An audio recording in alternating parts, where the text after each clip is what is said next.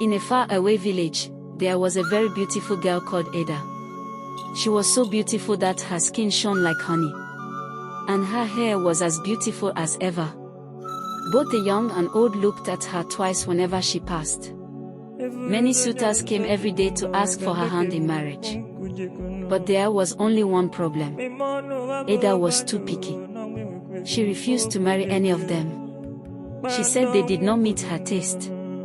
A farmer came, a teacher came, even a king came, but she refused them all.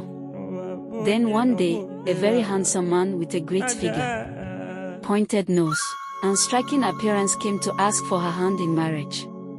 Ada had never seen this kind of beauty before. He said his name was Aisai. He was not only handsome but also very rich. He brought with him many gifts for Ada and her people. Ada was so happy that she packed her bags and decided to follow him back to his village. "I have found my husband," she said. Her parents tried to stop her, saying that there was something suspicious about the man. But Ada turned a deaf ear. She left with Aisai. As they were going, Ada asked him, "How far is your village?" He told her, "My love, we have to cross 7 seas before we get to my village." Ada was so happy that she didn't think about how long the journey would be, or how they would be able to cross the sea. On the 3rd day of their journey, Ada asked him, "My husband, how long is it going to take us to reach your village?" And he said, "Soon, my love." This continued until the 7th day. By then, they had already reached the first sea. Ada was very tired, but Aisai was as strong as ever. He kept singing and singing. Then suddenly, a man with 2 heads appeared. Aisai ripped off his left hand and gave it to the spirit, saying, "Thank you, my friend."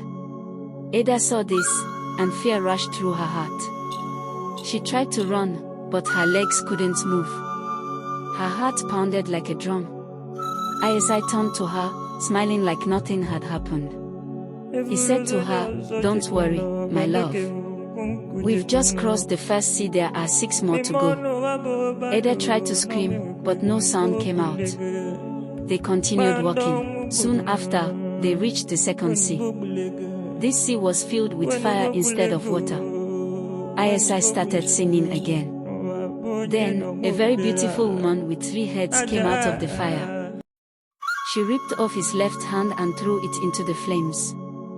The fire parted like magic, creating a path. Ada wept.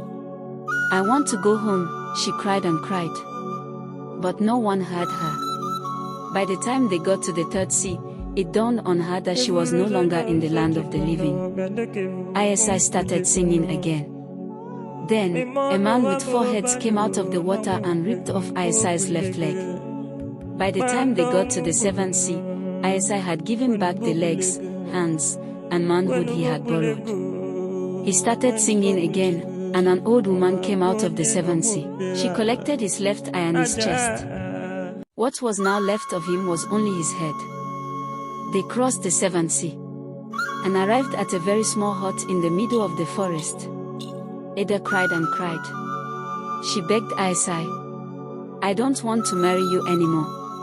I want to go back to my father and mother." He looked at her and said, "My love, you didn't want a teacher. You didn't want a king. You chose me. Did I not bring you gifts? Did you not follow me with your own legs? Did your eyes not dance when you saw my riches?" Soon, the news of Ada getting married to a spirit had already reached her village. But there was no way anyone could save her. No one goes into the land of the dead and comes back again. And from that day, no one in her village ever saw Ada again. Her name became a warning. Parents told their daughters, "Beauty sees the face, but wisdom sees the heart." And when a stranger came too perfect, too charming, the villagers would whisper to one another, "Is he Aisai?" Because sometimes, even devils wear fine clothes.